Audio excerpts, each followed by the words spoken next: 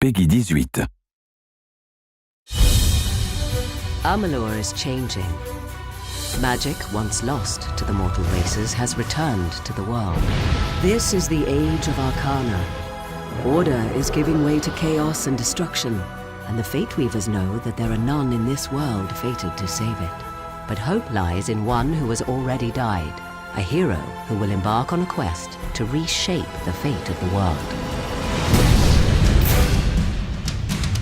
The legend begins in the Well of Souls, when gnomish scholar Fomerus Hughes finally succeeds in his attempts to restore life to the dead. The pursuit of immortality. You're the only proof of what we've achieved here. The hero's search for answers leads to the Fate Weaver Agarth, who sets the hero on a treacherous journey to discover the truth. Fate's weave is always hard to see, but your path is yours to determine.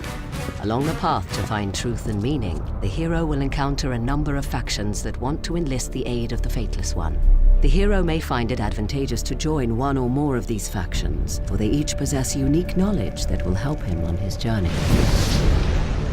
On the surface, the Travelers are a free-roaming society of entertainers and nomads living a carefree existence on the open road. Ain't no worries in Star Camp. Travelers are the way life should be for a bloke in these lands.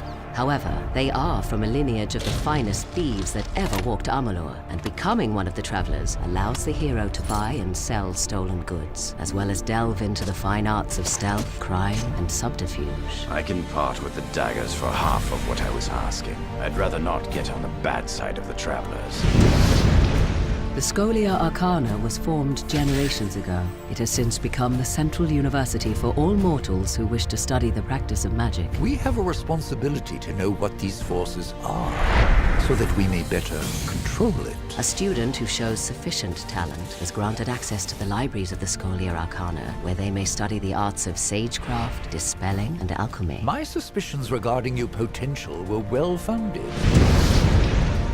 The once proud and noble warriors of the Warsworn are now known as the finest and fiercest hired swords in the Phalanx. A mercenary sells a sword without honor.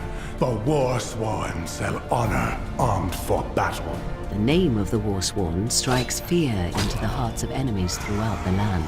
Once proven in battle, a Warsworn pledge has access to skills, weapons, and training that cannot be found elsewhere. I've trained, I've dreamed. I will join the Order.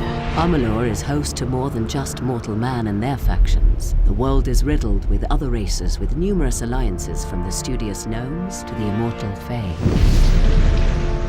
Long ago, the Fae split into two courts, each with many houses. In the Summer Court, the House of Ballads is the keeper of songs and lore. The house ensures those defining tales are never forgotten.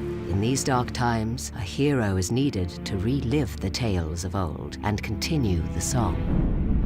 Meanwhile, in the Winter Court's House of Sorrows, few follow the old ways, and for the first time in living memory, the House of Sorrows will welcome an outsider into their ranks. It is not a simple task I ask of you. We need someone who understands that. But even the immortal Fae are helpless against the forces that are rising in Amalur. A twisted new sect from within the Winter Court, the Tuatha. The Tuatha grow in power, driven by their strange new god toward the destruction of all mortal life. They are warriors, priests, and zealots who worship the god under the mountain and obey only Gadflow, their malevolent leader.